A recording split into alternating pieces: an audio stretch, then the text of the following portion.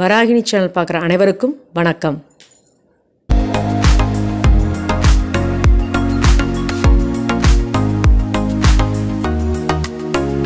இன்னைக்கு நம்ம வராகினி சேனலில் சூப்பரான ஒரு ரெசிபி பார்க்க போகிறோம். கருவேப்பிலை குழம்பு. அது எப்படி செய்யலாம் என்னங்கிறத பார்க்கலாம். வாங்க வீடியோக்குள்ள போகலாம். கொஞ்சம் நல்லெண்ணெய் எடுத்துக்கோங்க.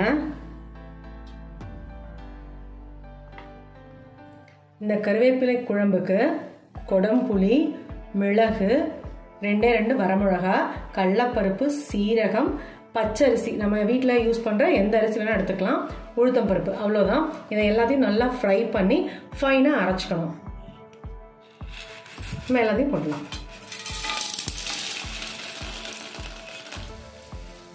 இதை நல்லா நம்ம ஃப்ரை பண்ணிக்கலாம். மெயினாக அதில் வந்து ஃப்ளேவர் கொடுக்குறதே என்னன்னு பார்த்தீங்க அப்படின்னா அந்த பச்சரிசி தான். பாருங்கள், அழகாக பொரிஞ்சு வந்துச்சுக்கு. சூப்பரான டேஸ்ட்டாக இருக்கும். அது டிஃப்ரெண்ட்டாக இருக்கும். எப்பயும் செய்கிற குழம்பை விட இது சூப்பராக இருக்கும்.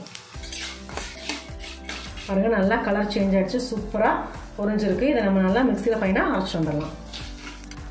கருவேப்பிலை பாருங்கள், நான் வந்துட்டு 3/4 டம்ளர் எடுத்திருக்கேன். இதை வந்து நல்லா கழுவிட்டு நீங்கள் வந்துட்டு பூச்சி கீச்சி இது இருக்கான்னு பார்த்துட்டு நல்லா கழுவிட்டு ஃபைனாக அரைச்சிட்டு வந்துடுங்க. இது தனியாக தான் அரைக்கணும். அப்புறம் நம்ம ஃப்ரை பண்ணாலையும் அது வந்து தனியாக அரைச்சிக்க வேண்டியது தான். கருவேப்பிலை ஃபைனாக அரைச்சாச்சு. கருவேப்பிலை குழம்புக்கு அதே வடை சட்டியில் கொஞ்சம் எண்ணெய் விட்டுக்கோங்க, நல்லெண்ணெய்.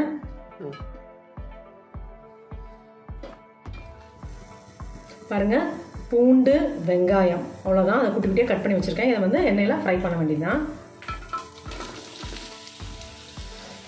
வந்து வெங்காயம், பூண்டு நல்லா ஃபைனாக வதங்கிடுச்சு. இப்போ வந்துட்டு அரைச்சி வச்ச கருவேப்பிலையை இதில் அப்படியே மிக்ஸ் பண்ணி நல்லா வதக்கணும். நல்லா வதங்கணும் ஃபுல்லாக சூப்பராக.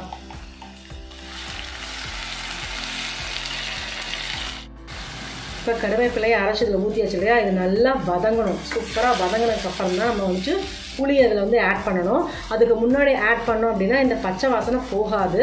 அதனால் நல்லா வதங்கட்டும். கடலைப்பருப்பு, உளுத்தம் பருப்பு, அரிசி இதெல்லாம் வச்சு ஃப்ரை பண்ணியிருந்தோம் இல்லையா, அதனால ஃபைனாக தண்ணி விட்டு அரைச்சிக்கணும். இப்போ வந்து கருவேப்பிலை நம்ம வந்துட்டு வதக்கிட்டு இருக்கோம். அது வதங்கிடுச்சான்னு பார்க்கலாம் வாங்க. அது ஃபுல்லாக ட்ரை ஆகிடுச்சு. நல்லா கலர் வந்து நல்லா சூப்பராக சேஞ்ச் ஆகிடுச்சு. ஜம்முன்னு இருக்குது. இப்போ நம்ம வந்து அரைச்சோம் இல்லையா, அதை வந்து ஆட் பண்ணிக்கலாம். கொஞ்சம் தண்ணியும் விட்டுக்கலாம். நான் வந்து கெட்டியாக வந்து அரைச்சிருக்கேன். கொஞ்சம் தண்ணி ஆட் பண்ணிக்கோங்க.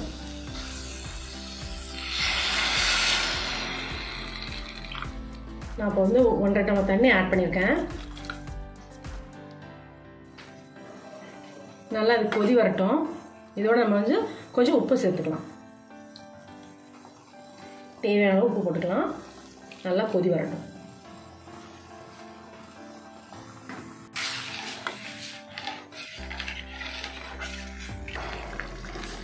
இந்த மாதிரி டிஃப்ரெண்ட்டான ரெசிபிலாம் பார்க்கணுன்னு நினச்சிங்கன்னா என்னோடய சேனல் நீங்கள் சப்ஸ்கிரைப் பண்ணி வச்சுக்கோங்க. இன்ஸ்டாகிராம், ஃபேஸ்புக் இதெல்லாம் வந்துட்டு புது புது ரீல்ஸ் எல்லாம் போட்டிருக்கேன். பார்த்துட்டு நீங்கள் எனக்கு லைக் பண்ணணும். கருவேப்பிலை குழம்பு ரெடி ஆயிடுச்சு. சூப்பராக பாருங்கள், ஜம்முன்னு. ஒரு பவுலுக்கு மாதிரி உங்களுக்கு காமிக்கிறேன்.